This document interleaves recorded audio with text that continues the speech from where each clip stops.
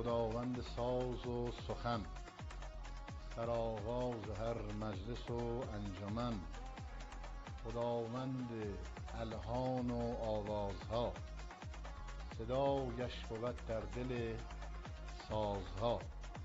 خداوند خنیاگر و خور و ماه، برون آید از سینه با سوز و آه. با درود احترام به بینندگان محترم، موسیقی اصیل ایرانی، موسیقی ملی ایران یا موسیقی سنتی ایران و یا موسیقی ردیفی و دستگاهی ایران همه یک حرفه.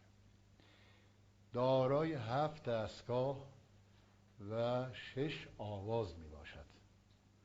قبل از تنظیم دستگاه ها به صورت مقام یا مقام بوده که تا آخر دوره قاجار و توسط میرزا عبدالله از خانواده آقا علی اکبر فراهانی به صورت دستگاه تنظیم شده. دستگاه در لغت به معنی گاهان انگشتاست روی در واقع پرده های ساز.